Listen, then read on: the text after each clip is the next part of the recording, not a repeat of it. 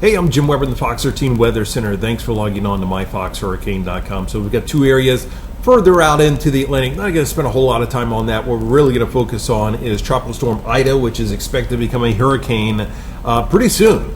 So here it is further out into the Atlantic. You've got Invest 97 and 98. Both of these, or either one of these, could become a tropical system over the next day or two. Good news is they're really not going to affect anybody staying out over open water for the time being. So we're going to focus all our attention really on Ida, where as you watch this loop go on, you can really see it's getting better organized. You're seeing a lot of that deep convection very close to the center.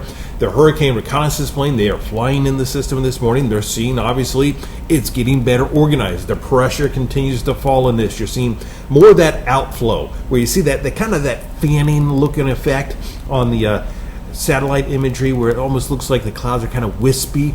Well, that is that fanning effect. What you're seeing is the outflow from the storm. Remember, it's almost like it's breathing. It's pulling that air in at the surface, that moist tropical air. It works its way through the system, and then it exhausts it right out of the top of the storm. And when it does, that's what gives you that fanning effect. And you're starting to see that a little bit more on all quadrants, which means all the way around the system. And that tells you that the wind shear is starting to decrease as well, because if you have that stronger wind shear, you're not seeing that happen all the way around the system.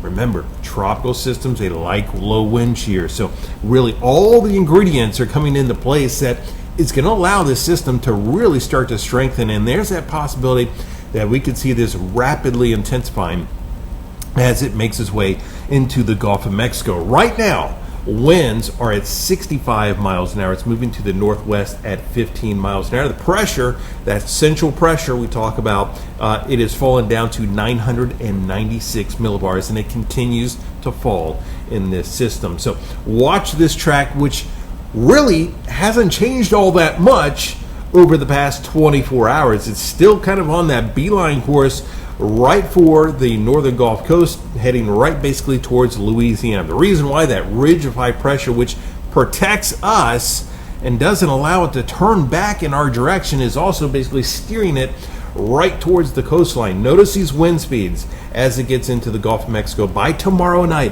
105 miles an hour, 120. I'll tell you, there's a possibility it could be even stronger than this. Remember, we talk about this all the time. That warm water in the Gulf of Mexico, it's like jet fuel to these systems. So you've got these water temperatures, 85, 86, 87 degrees, plenty of warm water, low wind shear, perfect combination to see this system really intensify. So that's got to be about the biggest worry right now, is how strong will this end up getting, because there's the potential it could go even stronger than what is currently forecasted. So you look at those computer models, and they've all been in really, really good agreement, which if you're in Louisiana, that is bad news right there. But basically, somewhere, say from, let's say about Lafayette, over towards Baton Rouge, looking like the most likely area. But there's a little bit of a spread in those little details. Those are the things that will make the difference on exactly how bad this gets. But looking like it'll have, say, places like New Orleans on that right-hand side of the storm, so the stronger side.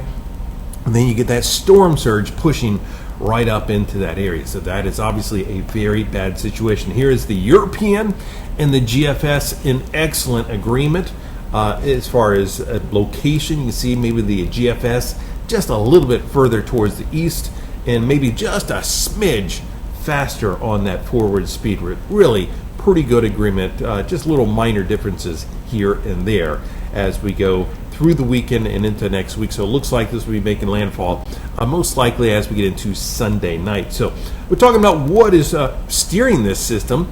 Well, remember, we are watching this ridge, which is giving us that east and southeasterly wind, and then just steering the system right around that ridge and right up into, it looks like, the Louisiana coastline. So we will continue to track this throughout the weekend right here on MyFoxHurricane.com and keep you posted.